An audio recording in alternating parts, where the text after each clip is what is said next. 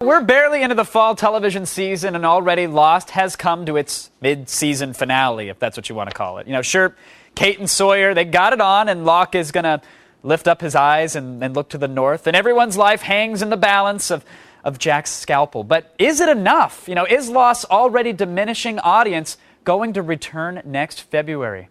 Kate! Damn it, run! It's The Loop.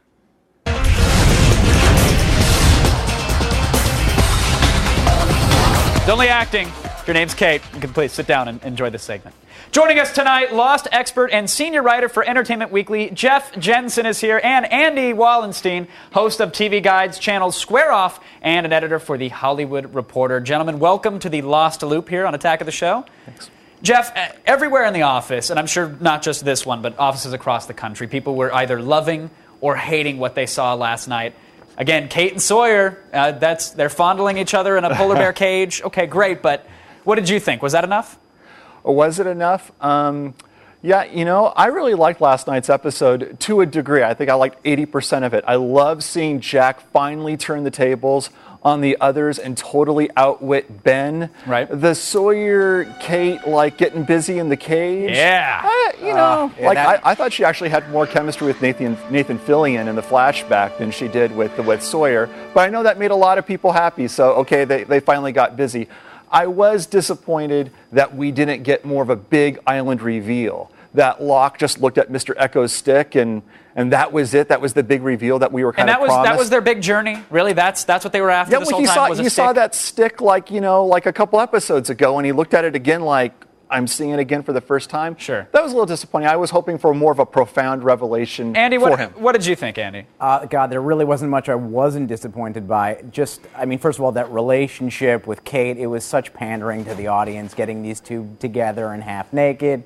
There is so much wrong with Lost right now, I don't even know where to begin. But are you going to watch it when it comes back in February? With a lot of skepticism. I mean, look, it's got 2 seasons of goodwill built into it, but these past 6 episodes really haven't added to its momentum, and it's showing in the ratings. Well, you know, over the summer there was a ton of talk. They said, listen, everybody, we know you're worried about season 3. Don't worry. J.J. Abrams is coming back. He's working on Lost. Jeff, did he really get involved with the show? Have we seen a major change because of this?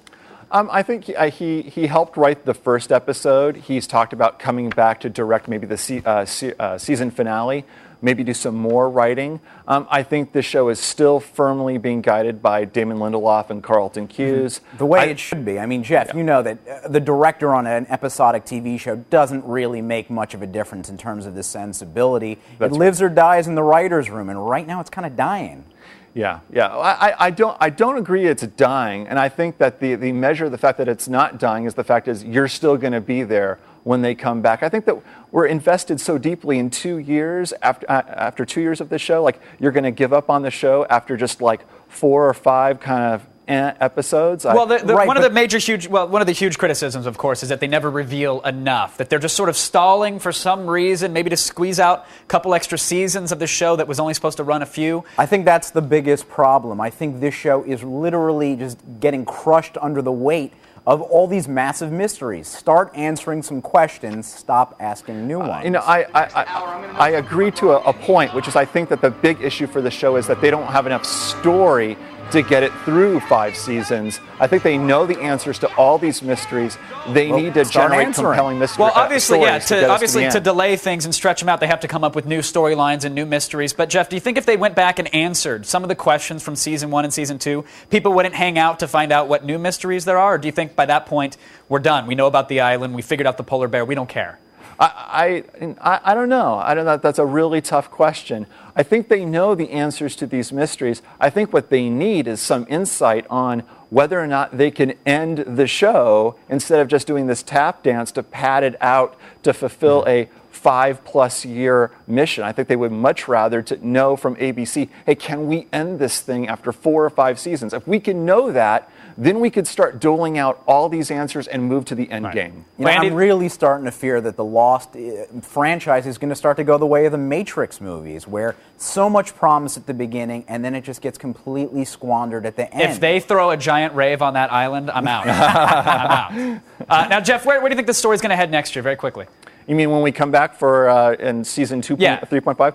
I think they're going to get back to the beach. I think they're going to invest in characters like Desmond and Locke. We got to find out what happened at the hatch. How did it really blow up? Did it really kind of implode like it said it did? We got to find out how Desmond has these precognitive abilities.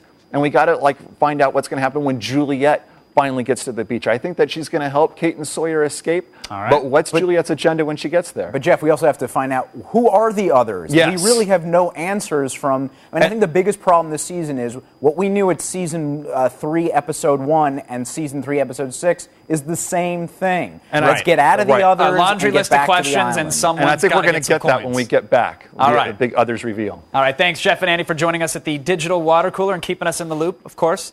That was fun, guys. Now, of course, The Office is abuzz with all the Lost fallout, but now even the die-hard Office fanboys are getting fed up around these parts. I think it's time that we vote J.J. Abrams off the island, but I'll tell you what, come February, we'll probably all be watching regardless. It doesn't really matter. Let's go over to Olivia, who I think has actually had more screen time on Lost than Bernard and Rose this season.